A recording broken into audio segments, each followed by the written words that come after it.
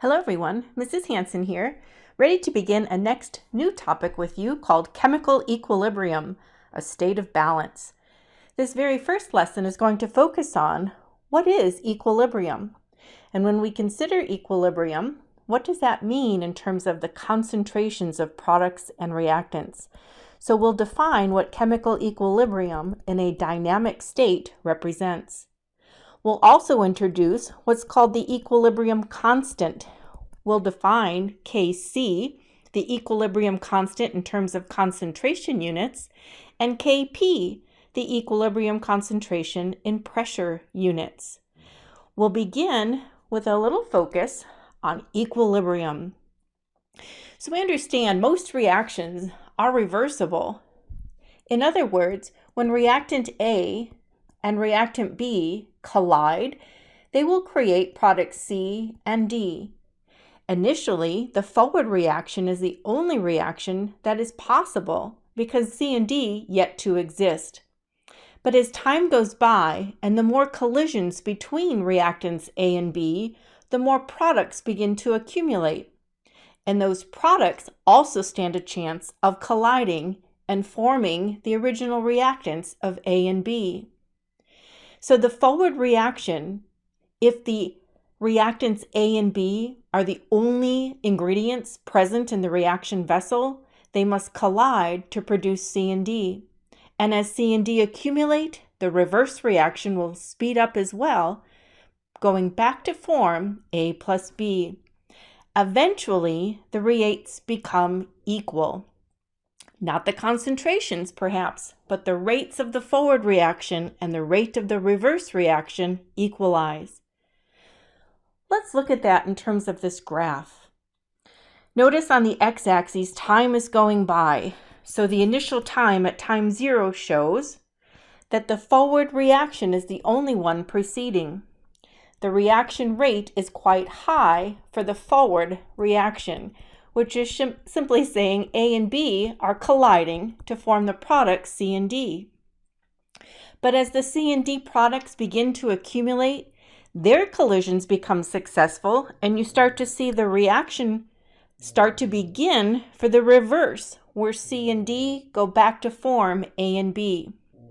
And notice at the state of dynamic equilibrium, the rate of the collisions of A and B forming C and D are exactly the same rate as the collisions of C and D going back to form A plus B.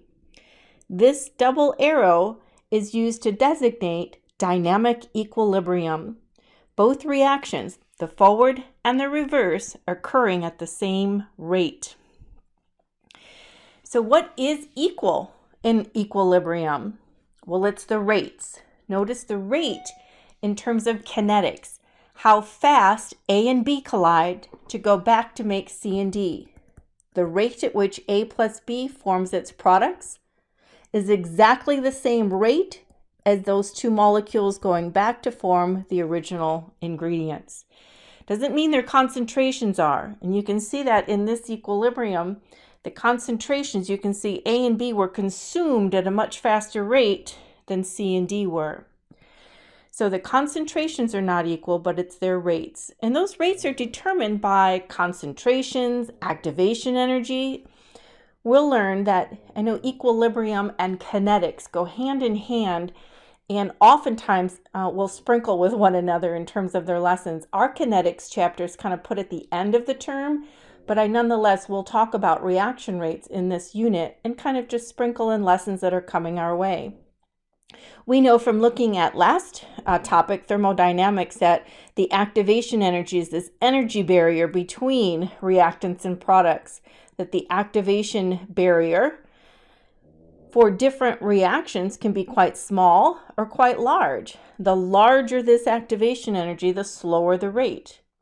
So rates are determined by concentration units, activation energy, but it's that net concentrations that do not change at equilibrium. Emphasize with this graph again, the net concentrations at equilibrium of the reactants and products remains constant. So let's dive into this concept of equilibrium even further.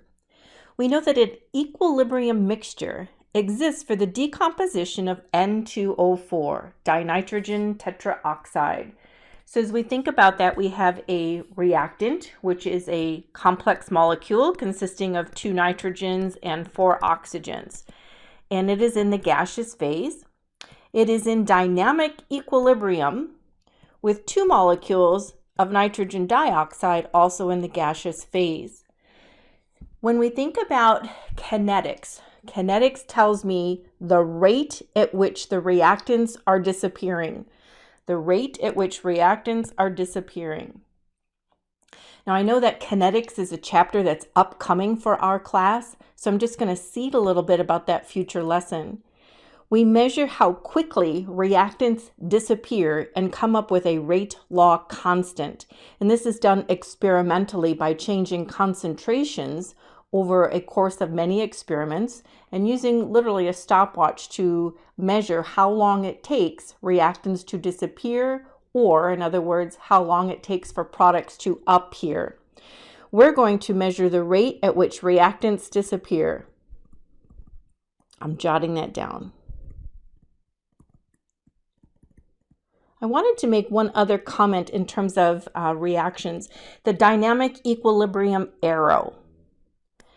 In the forward reaction and in the reverse reaction, when they're occurring at the same rate, we are said to be in dynamic equilibrium.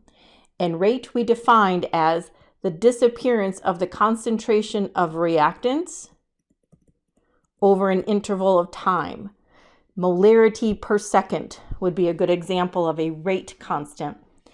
When reactions are in dynamic equilibrium, we use a double arrow. It is not correct to use one arrow with a head at each end of the line. This represents resonance structures. And perhaps you remember that from first term when you were drawing Lewis dot structures. Now, when I type, it is very difficult to get a double arrow to appear. And so sometimes I have to just resort to one arrow with a head at each end. But I want us to really emphasize the correct denotation for equilibrium is an arrow pointing to the forward direction and a separate arrow pointing to the reverse reaction.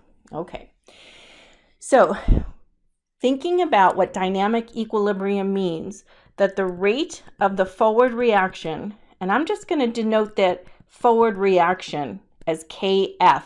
This is going to be what we call the rate law constant, which is experimentally determined, as I mentioned before, and that F is going to denote the forward reaction. And what we're measuring is how long does it take for the concentration of the reactant to disappear. That's what a rate is measuring, the disappearance of reactant over an interval of time. We could also denote that for the reverse reaction. The rate law constant for the reverse reaction, and I'll denote that as K with an R, would be equal to the concentration here of NO2. Remember, the reverse reaction is consuming the nitrogen dioxide, and it has a coefficient, a power of 2. And we will learn in the kinetics, as we really practice there, that the rate is stoichiometrically dependent, that the coefficient becomes the power with which we raise the expression. NO2 will be squared.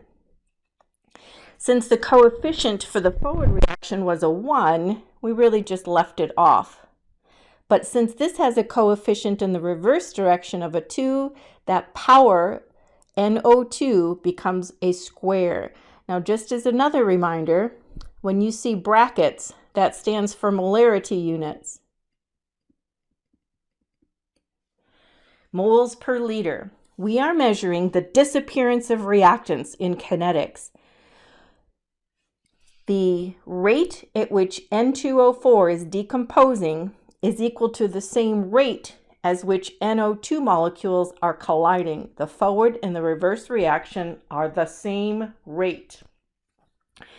So if the forward reaction, which we designated as KF, N2O4 to the first power, is equal to the reverse reaction, which we denoted as Kr times the concentration of NO2 squared. This is what we mean as being in a dynamic equilibrium state. Forward and reverse are at the same pace. I'd like to manipulate this Kf over Kr variable. So to do that, what we want to do is bring N2O4 over, and we'll do that by dividing both sides by N2O4. And I'll divide both sides by Kr so that we see that the ratio of Kf to Kr is equal to the molarity, the molar concentration of nitrogen dioxide squared, stoichiometric dependent, over the concentration of N2O4, which was first order simply because its stoichiometry was a 1. Its coefficient was a 1. This ratio is defined as the equilibrium constant. It's a number, and it's the magnitude of the number that's of interest to the chemist. An equilibrium constant compares the ratio of the forward rate law constant K to the reverse rate law constant. And this number is what's interesting. The equilibrium constant, the magnitude of the number, gives a whole lot of information to the chemist as we proceed and examine rate laws. Let's catch our notes up. We said the rate law constant for the forward reaction, Kf, was equal to this reactant here, N2O4 raised to the first power, stoichiometric dependent. And the reverse reaction, we said Kr was equal to the molar concentration of NO2 squared, stoichiometric dependent. And so at equilibrium, the forward reaction is occurring at exactly the same rate as the reverse reaction. And when we placed Kf over Kr, we found this ratio of product, NO2 squared, over the reactant, N2O4, first order. And we defined this to be the equilibrium constant. The equilibrium constant, Kc for concentration units, and in a little while we'll talk about Kp if we're measuring pressure units for gases. That C, the concentration, stands for the molarity of our reactants and products. So there's a long-winded answer there to say, what is an equilibrium? Well, it's a dynamic state where reactants are turning to products at the same time, at the same conditions that the products go back to the reactants. When we arranged and found this ratio of Kf over Kr, we found a constant. And you are writing down that it's the equilibrium constant for that reaction. And once that equilibrium is achieved, there is no net change in the concentrations of reactants or products. Once that equilibrium is established, we call that a dynamic equilibrium. The opposite of dynamic would be static equilibrium, which means no motion, but dynamic means the reactions are occurring, A and B forming C and D, at the same rate of the reverse, so the concentrations remain constant. We refer to writing out equilibrium expressions as the law of mass action, and it's very simple to do. For any general reaction, as I've been using in this talk so far, A plus B goes on to C and D. I'm going to let the small letter A represent the coefficient of a balanced equation. The lowercase letters in this are the coefficients that are needed to balance the equation. And of course, the capital letters are going to be used to designate the chemical composition of reactants and products. So for any equilibrium expression, and I'll just write EQ for a generic term,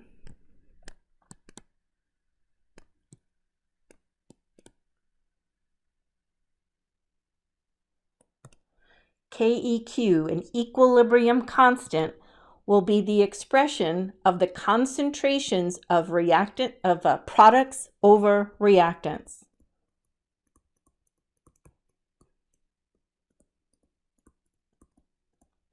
So to go back to this reaction, we would say it would be the molar concentration of C raised to its coefficient times the molar concentration of product D raised to its coefficient over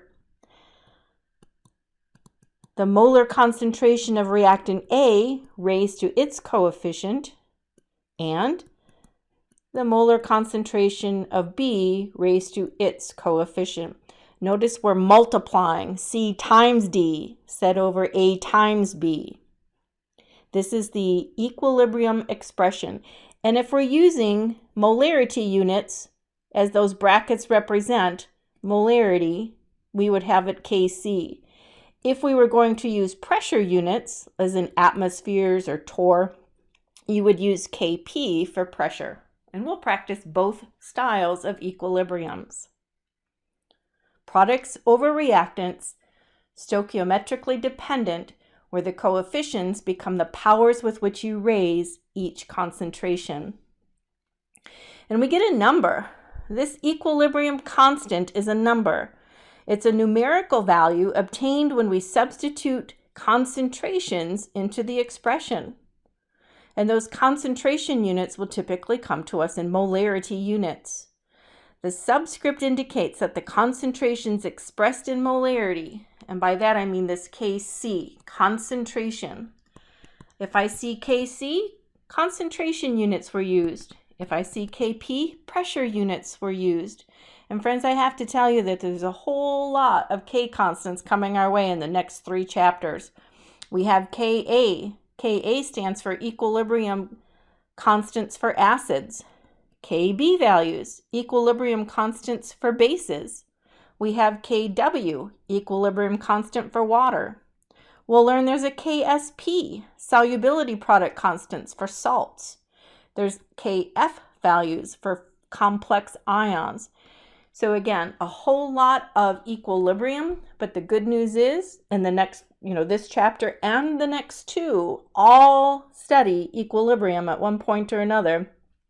They're all calculated the same way. It just, the little letter after it tells us what is the focus of that equilibrium chemistry.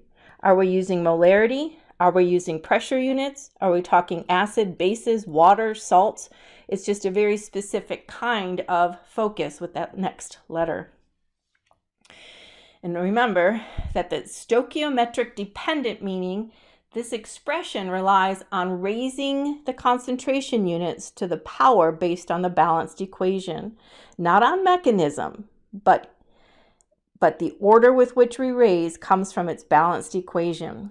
So the expression depends upon stoichiometry. Kc at any given temperature does not depend on how much you start with or how much you end with, because at equilibrium, we know that they will equalize. Reactants get consumed, products get made. This is the area of dynamic equilibrium when the concentration units have stabilized. Now, K values are temperature dependent. If I raise the temperature, molecules obviously gain kinetic energy and the rates will change. So what's very important as you run equilibrium experiments in the lab is to always make sure you're running them at the same temperature. And typically that's just room temperature. So let's try some, and just very simple, we're being asked to write equilibrium expressions. No math yet, just get the hang of writing out an expression for the following reactions. The first one gives us 2 molecules of ozone that are in the gaseous phase, and I'm just going to emphasize the double arrow that I have to type it sometimes as resonance arrows. But in dynamic equilibrium with 3 molecules of oxygen, also in the gaseous phase. The equilibrium expression Kc wants us to write out in molarity units, which we know is moles per liter, and that gets a symbol of a bracket. So the first thing we want to do is go to the product side and write out the concentration of molecular oxygen, and then it's stoichiometric dependent, so then that becomes cubed. O2 raised to the third power, and that's the only product, so I'm done with that side. And on the left side, we have the ozone molecule, and that goes underneath. So O3, and it's stoichiometric dependent, so we have to square the reactant. Remember, it's the ratio of products over reactants, and we get a number. That number, we'll learn, has no unit, but the size, the magnitude of the number is what's interesting as we talk further. That's it. That's our expression for Kc for our first example. The second example has 2 molecules of nitrogen monoxide reacting with 1 molecule of gaseous chlorine in dynamic equilibrium with 2 molecules of a bigger compound, NaCl. Kc will be equal to the ratio of products over reactants. Kc uses molarity units, so NaCl, stoichiometric dependent, so we square it, set over the reactants. The concentration of the reactant NO needs to be squared times the concentration of Cl2 to the first order. The expression NaCl squared set over NO squared times Cl2. This is the expression known as the equilibrium constant Kc. As I mentioned, the units for K really are not existent. It's accepted practice to not include units on equilibrium constants. They're actually measured in activities, which is the amount of electrolytes with a measurement tool there in ohms. So we're not going to include them beyond the scope of this course for sure. So as they depend upon the reaction, they're measured with units called activities. It's a thermodynamic property. For our sake, do not write units for the K constant. No units on K. And K is a constant, remember. That means for a very specific temperature, because temperature changes rate, and if you change temperature, the K constant will change as well. But the equilibrium, once it's established at a specific temperature, will remain constant. So even if I add more product in or more reactant in, or I change the volume, change the pressure, whatever it might be that the stress is, the system will counteract that by reestablishing equilibrium. And friends, we'll talk a lot more about that in the third lesson when we talk about Le Chatelier's principle. Let's prove to ourselves that the equilibrium is indeed a constant. And what I have in front of me here is a data table. And this is exactly the same type of data a chemist would run in a lab to establish a constant. We ran 4 experiments varying the concentration of the N2O4 and the NO2. Let's take a look at example 1, trial 1. The initial concentration of N2O4 is 0. I have none. The initial concentration of NO2 is given to me as 0.02, and I know it would be in molar units because this bracket is telling me that. So think in mind what we have. There's absolutely no N2O4, and I do have NO2 present. The only direction that is possible to begin this reaction is in the reverse direction. Molecules of NO2 must collide together to start forming N2O4. Notice as time goes by, I start making N2O4 and I start consuming the NO2. I consumed the NO2 to make the N2O4. But remember, just a moment ago, we said that the concentration of NO2 squared over N2O4, that is the expression for that balanced dynamic equilibrium. So let's prove Kc. At equilibrium, the NO2 concentration, 0.0172 squared, set over the equilibrium concentration of 0.0014, and we get a number. I'm grabbing my calculator, 0.0172 squared, and I'll divide by 0.0014. And the number I find is 0.2113. No units. Remember, there's no unit. It's just a number. And at this particular point, that small number is telling me that the equilibrium is favoring the reactant side. What if we went on to trial 2? Notice that in trial 2, same scenario, we don't have any N2O4, but I've increased the concentration of NO2. I went from 0.02 molar to 0.03 molar. Time goes by, and we've established dynamic equilibrium with the following concentrations. For the second trial, at equilibrium, the concentration of NO2 is now 0.0243 squared, set over 0.0028, and we get a number. Even though we change the initial concentration of NO2, the equilibrium reestablishes itself, 0.0243 squared divided by 0.0028, and we get a number. That number comes out to be 0.211. Same will be true in trial 3. I'll change the concentration of the product, NO2. The equilibrium will reestablish itself.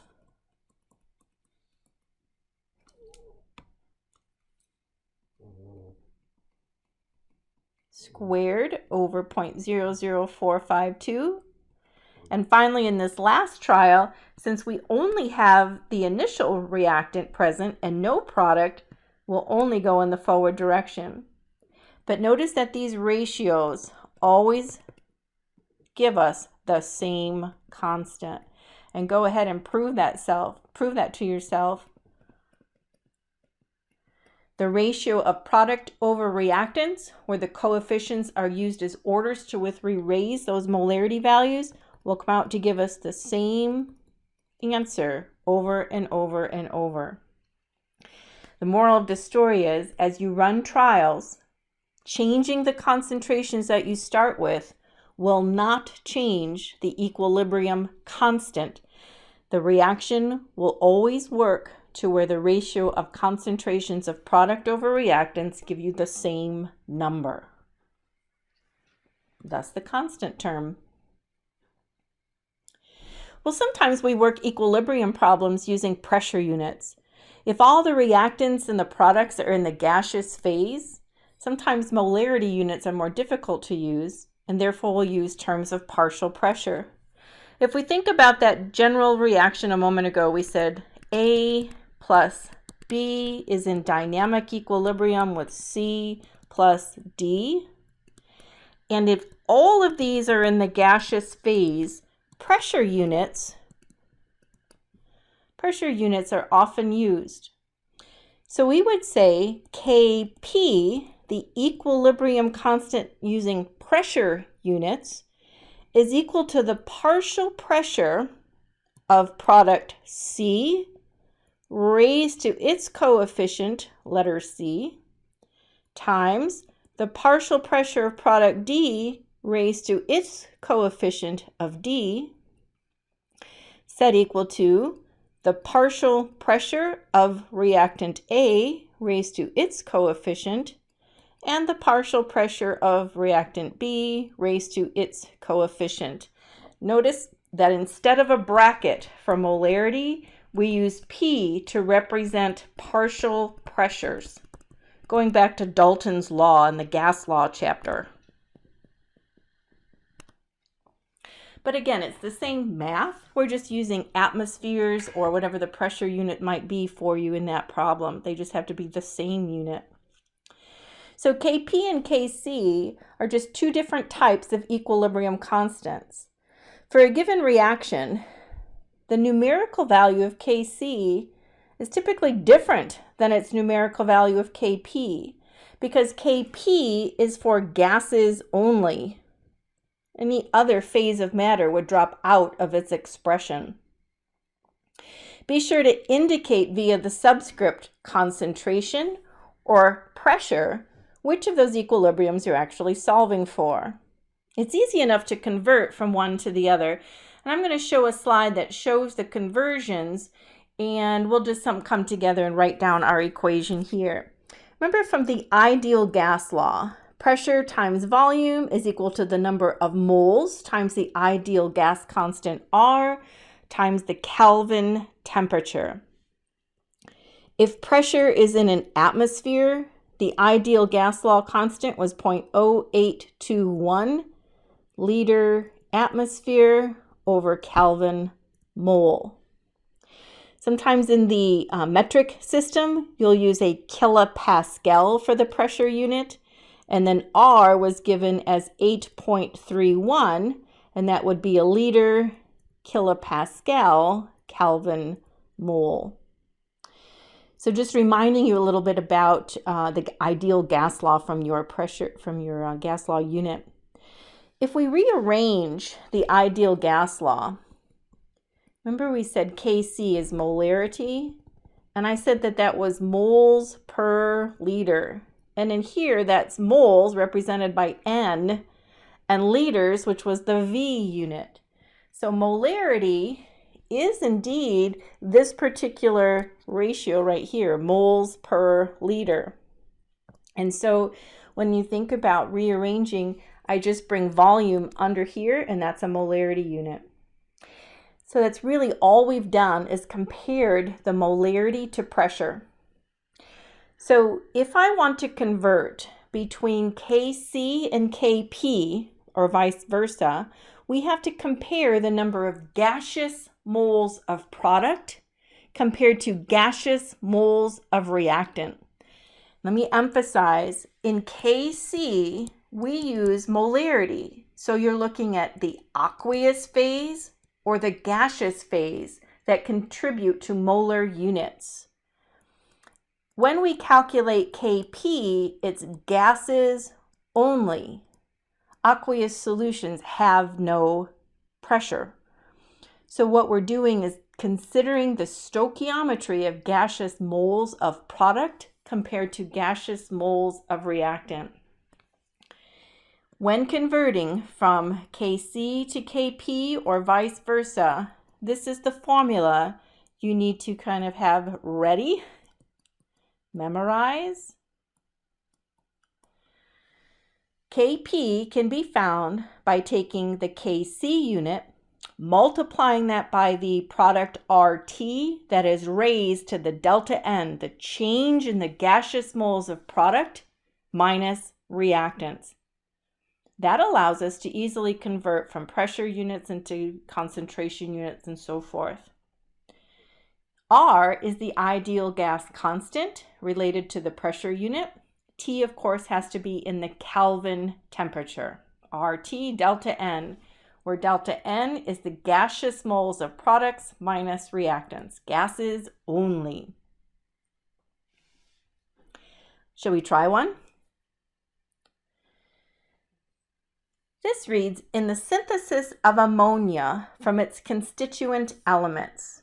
Okay, so a dynamic equilibrium where I'm making gaseous ammonia from its elements, which would be molecular nitrogen and molecular hydrogen. We'll balance. Let's see, 2 N's, 6 H's. So the stoichiometry is 1 molecule of nitrogen with 3 molecules of hydrogen is in dynamic equilibrium with 2 molecules of ammonia. You know this maybe as the Haber process. Given to me is the Kc value as 9.60. Notice that there is no unit on an equilibrium constant. It is just a number, and it's the number that's interesting to a chemist based on how large or how small that number is. We'll practice more of that shortly. We want to just practice right now converting this Kc into the Kp, one expression into the other. Just a moment ago, we wrote that the equilibrium constant for pressure can be found by taking the Kc constant, concentration units, multiplying it by RT and raising it to the delta N, where delta N is considered the gaseous moles of products minus the gaseous moles of reactants. In this equation, we have 2 gaseous moles of ammonia, and we have 1 plus 3, which is 4 total gaseous moles of reactants. The delta N in this equation will be -2. Kp is equal to Kc times R,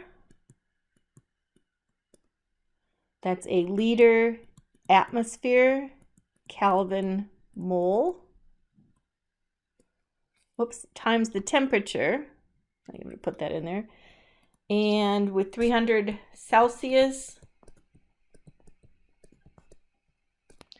is 573 Kelvin. And this product, R times T, has to be raised to the delta N, so it's going to be raised to the -2 power. So let's hit that on our calculator. The R constant, 0.0821, times 573 Kelvin. This product, I found 47.0433, has to be raised to the -2 power, and I still have to multiply that by 9.60.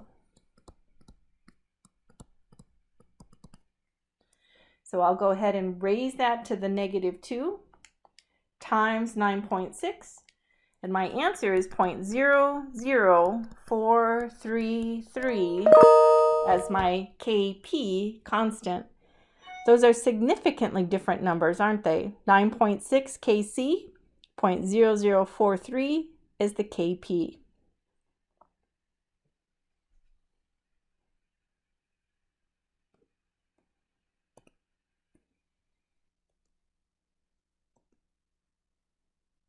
Shall we try one more? This one reads, the equilibrium of sulfur trioxide gas decomposing. Okay, so let's start there. Sulfur trioxide is SO3, and I hear that it's in the gaseous phase. It's decomposing, so I know it's the only reactant, forming sulfur dioxide gas and oxygen gas. The Kc is given to us as 4.08 times 10 to the -3rd at 1000 Kelvin units. Calculate its value for Kp. Well, we better start by balancing our equation first. So you have 4 oxygens on the left. Shall we try doubling? I don't think that will get us there. 6, 4, 5, 6. There we have it. 2 units of SO3 is in dynamic equilibrium with 2 units of SO2 and an oxygen molecule. Calculate Kp from the Kc. Well, again, we just wrote down that Kc times the product of RT raised to the delta N is our equation for simply converting into the Kp for pressure. What is delta N? Well, it's the gaseous moles of products minus reactants. And so for now, delta N in this new equation would be the sum of the moles of products, which is 2 moles of SO2 plus 1 more of oxygen. So there's 3 gaseous moles of product minus the 2 gaseous moles of reactant. 3 minus 2 is a +1. Kp will be found by taking your Kc constant given, 4.08 times 10 to the -3rd, times the ideal gas law constant, 0.0821, which is a liter atmosphere Kelvin mole, times the 1000 Kelvin units provided raised to the 1st power, and simply solve.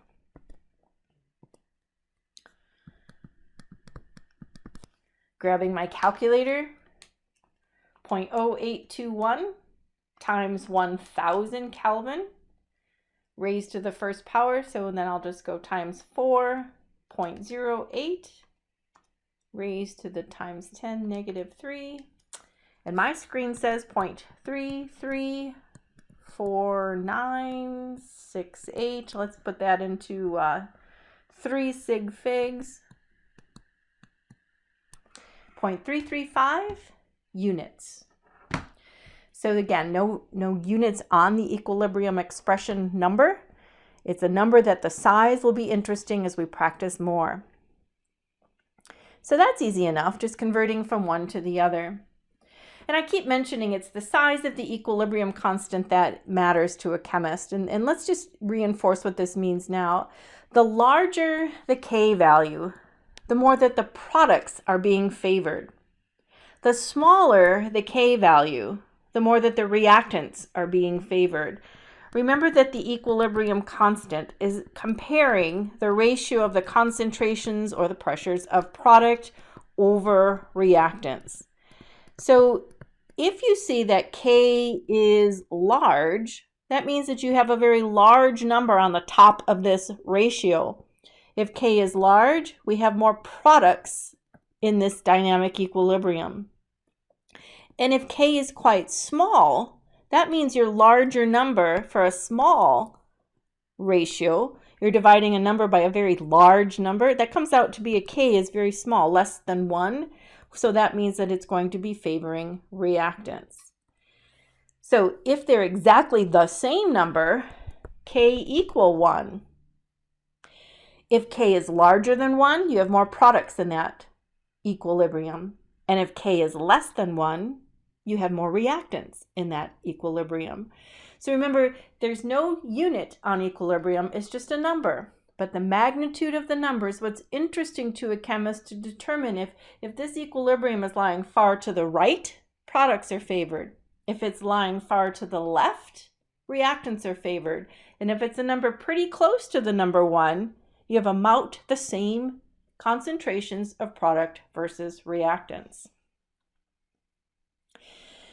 Let's think about some applications of our expressions as well as we wrap up our first lesson.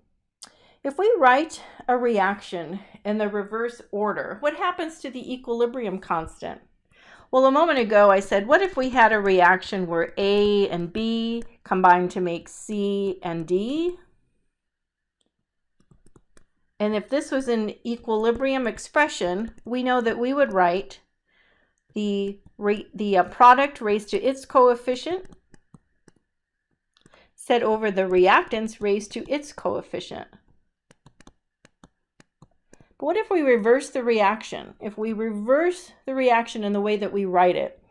In other words, what if we wrote first C and D pointing at A and B? What happens to the expression? Well, this new expression is now just the reciprocal of the first, because now the reactants initially over here are now products on this side. And what was the products first are now the reactants in the reverse direction. These are what's known as reciprocals, and they're often referred to as Kc and Kc prime. Reciprocals. If you reverse the reaction, Kc becomes Kc prime, which is the reciprocal. You've just flipped over the number. Alrighty, reversing the reaction, take the reciprocal of the initial K value to know what the new equilibrium constant will be. Reactants go to product. If you reverse the direction, you've just really flipped the equation over. A moment ago, we wrote out an equation where the elements of nitrogen and hydrogen were used to form gaseous ammonia. For the formation of ammonia from its constituent elements, we have a Kp value given to us as 4.34 times 10 to the negative 3 at 300 Celsius. What is the value of Kp for the reverse reaction? So in other words, what if I wrote the reaction in the reverse order?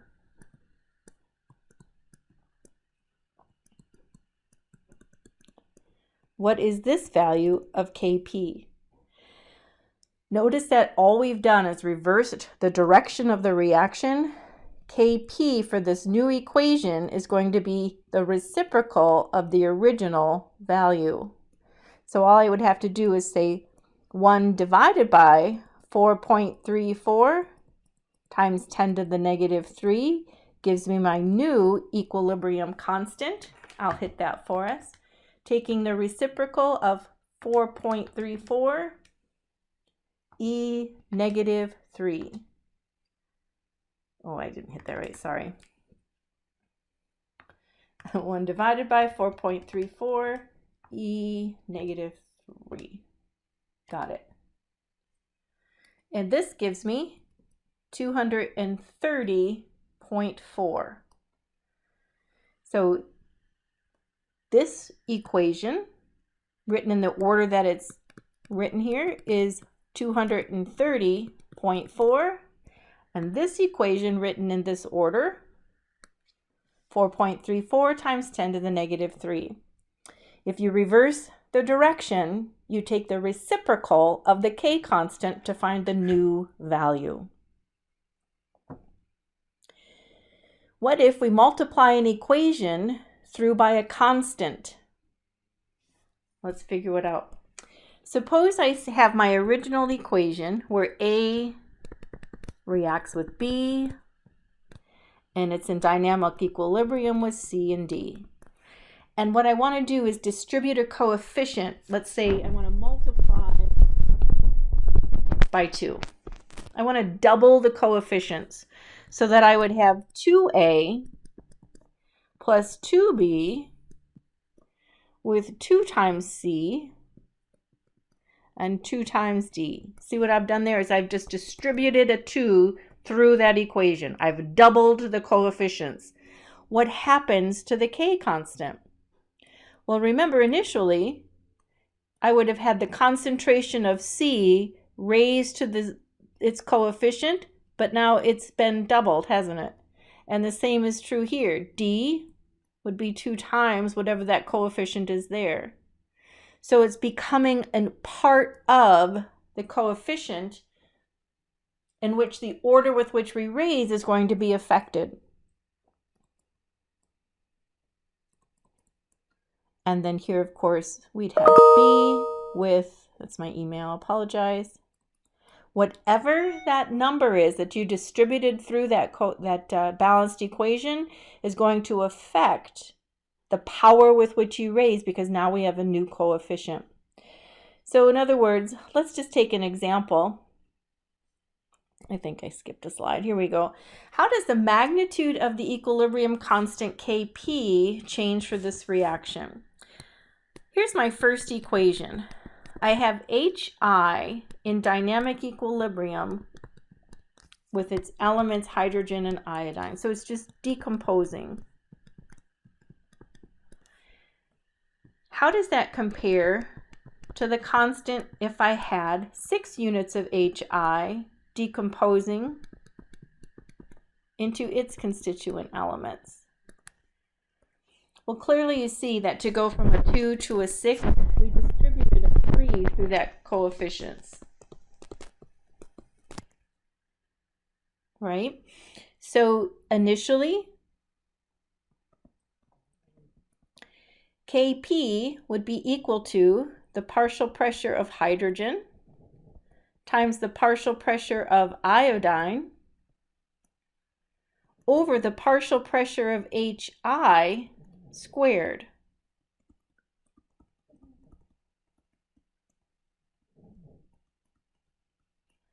But now in our new equation, Kp is equal to the partial pressure of hydrogen cubed times the partial pressure of iodine cubed over the partial pressure of Hi raised to the 6th power. How have they changed? By distributing a 3, you've cubed the original K value.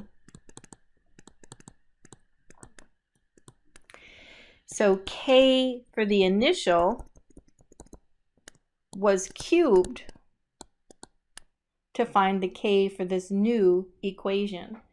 Whatever it is that you do to the equation, if you multiply a 2 or 3 or 4, whatever you distribute through those, you have to raise that K power to that exponent to adjust the equilibrium constant.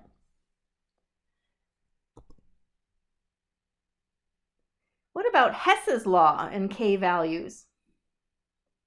Here we have two NOBRs in dynamic equilibrium with NO and BR2, and we're given a Kc constant.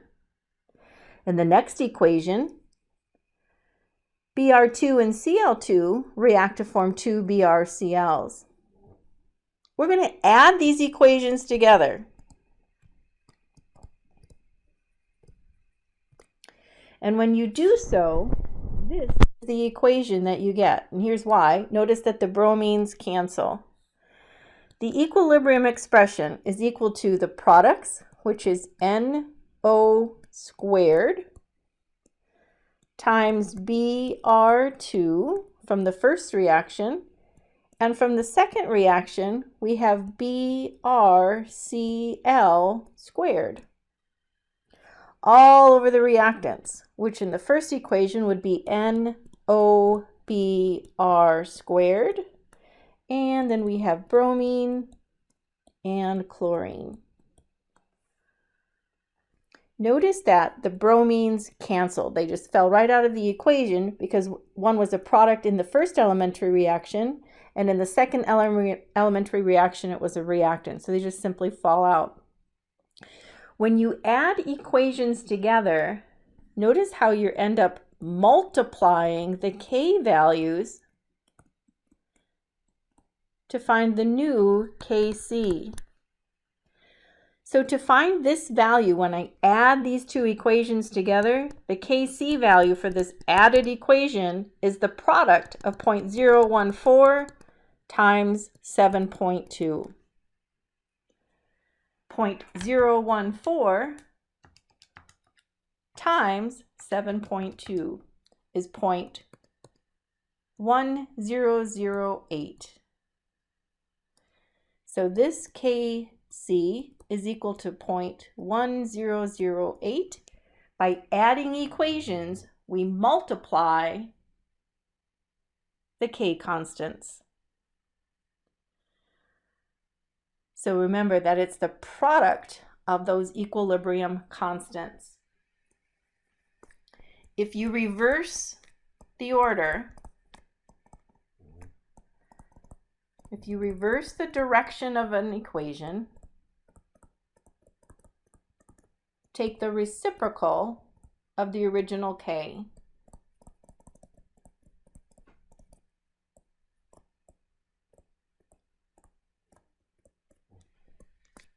If you distribute a coefficient,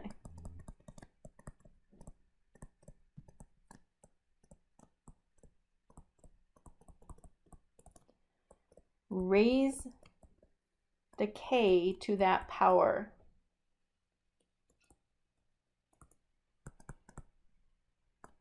And the last thing, if you add equations, multiply the Kc's.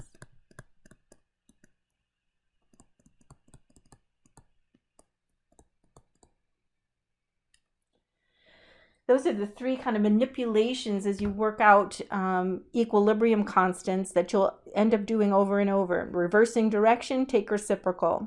Distribute through a balanced equation. Remember to take that same number that you distributed through that equation and raise the K constant to that power as an exponent. Adding equations together means you must multiply K values to find the new equation. If HF is in dynamic equilibrium with its aqueous ions, hydrogen and fluoride. And in a second elementary reaction, we have oxalic acid, H2C2O4, in dynamic equilibrium with its aqueous ions. Determine the value of Kc for this reaction. And this is really just an application from last couple units of Hess's law. How can I take these two reactions and make my target equation here? Well, for no other reason than it's written first, I'm going to focus on HF. Where do I find HF in those elementary reactions? Well, I find it in the first equation. Now, I like the side that it's on. It's on the left side of the arrow, but I do notice that I need to double to get the coefficient of 2. So if I distribute a 2 through this first equation,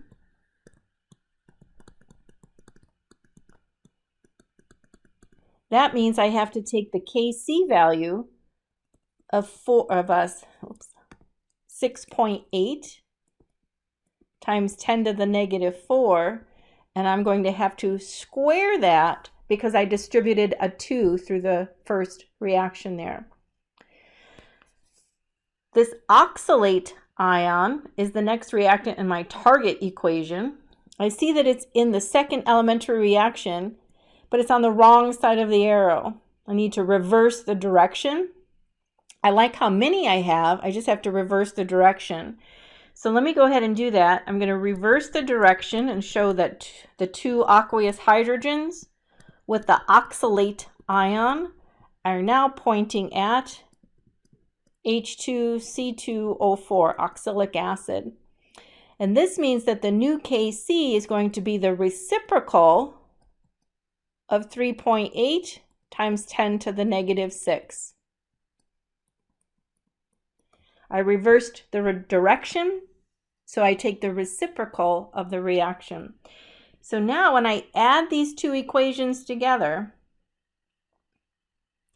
notice that the hydrogens have canceled, and we come up with our target equation.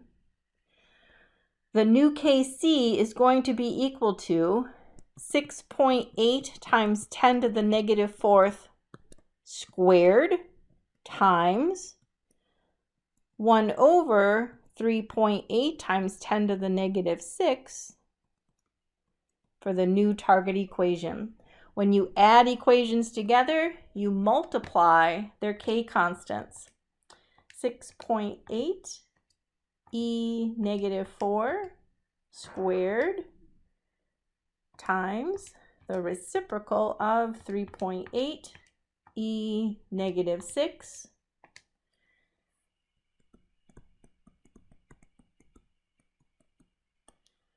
and we should probably have 2 sig figs, so we'll say 0.12 is the new Kc value for our target equation. Good work.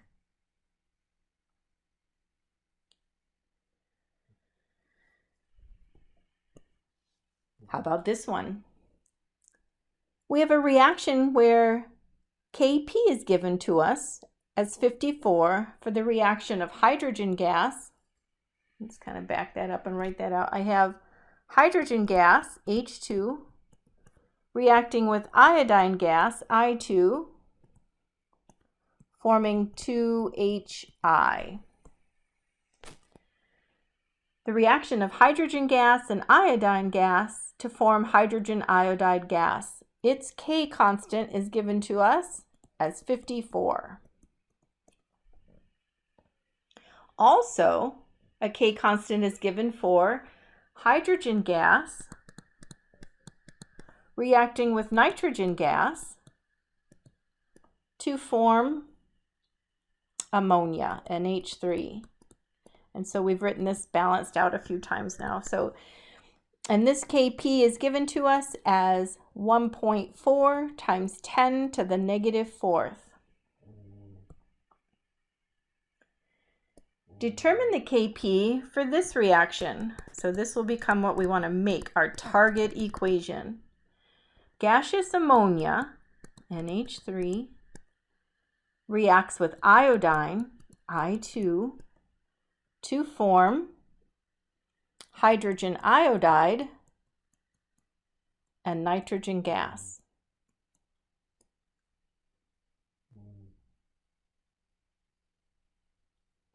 We better balance that. Let's see, 2 N's, 6 hydrogens, 6 iodides. So our target equation, 2 molecules of ammonia, 3 iodines forming 6HI and N2. Tell me the Kp of this equation. Really think about this. Pause the video if you'd like. Work it out. Think, how do I turn the 2 targets into the balanced equation?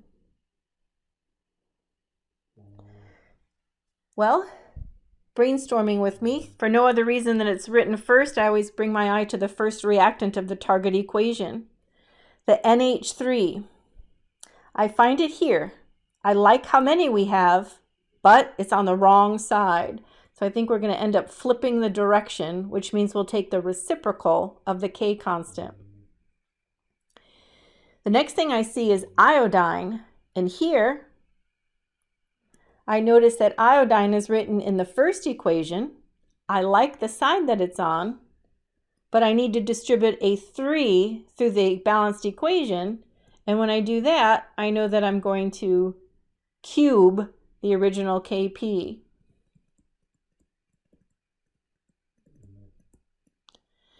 So when we write out the equation, flipping the second, distributing a 3 through the first, the new Kp value is 54 cubed times the reciprocal of 1.4 times 10 to the negative 4th. When we add equations, we multiply the Kp's. If you distribute a 3, you cube the K value. And if you reverse the direction, that's what I mean by flip, is reverse direction. Take the reciprocal of the K. So 54 cubed times the reciprocal of 1.4 e negative 4. It's a very large number.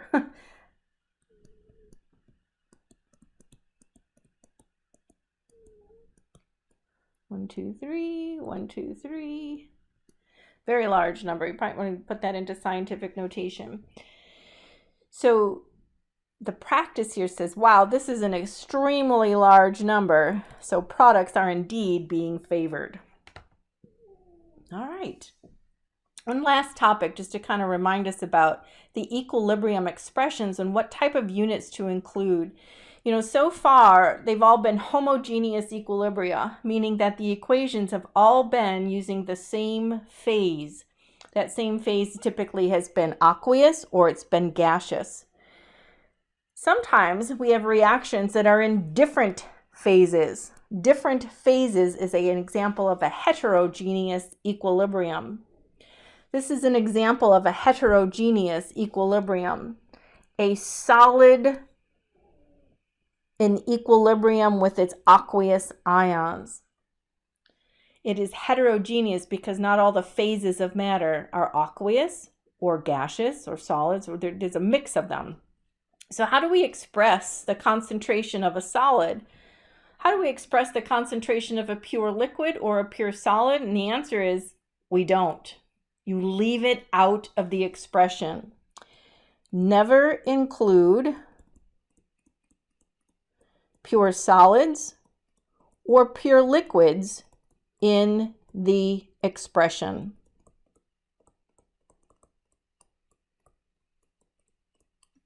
They simply drop out of the overall expression. Since Kc represents concentration units of molarity, the only units to include, only phases of matter, I'll put it that way, to include in this would be aqueous or gaseous. And one other note, if you're writing Kp expressions, the only phase of matter is the gaseous phase only. Everything else just simply drops out of the expression. So that takes a little practice. Pure solids, pure liquids, just exclude them from the equilibrium constant and write out the equilibrium with everything else except pure solids, pure liquids. Let's write out the equilibrium constant expression for the evaporation of water in terms of partial pressure. All right, so water is going to evaporate. That means to evaporate, water started as a liquid and it turns to the gaseous form. This is the process called evaporation. It's asking us to write a Kp expression. Remember that we only include gaseous moles for a Kp expression. And so Kp is going to be equal to the partial pressure of water in the gaseous form. And that's it. That's exactly it. This just falls out of the expression. Partial pressure of water in the gaseous form only. Write the Kc and Kp for the decomposition of calcium carbonate.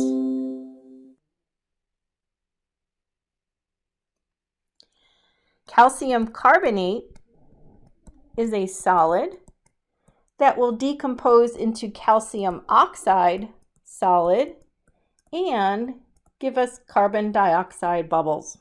This is our balanced equation. Kc is equal to products over reactants for molarity units.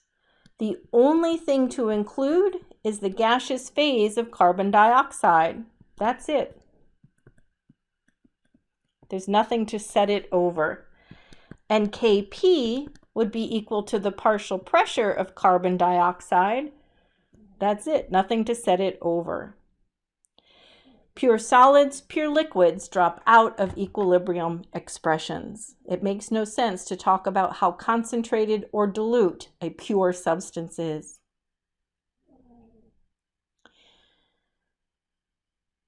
And that, I think, ends our first lesson. It's been a long one, so take some time to digest. And I'll meet you back here for lesson 2, when ready. Thank you.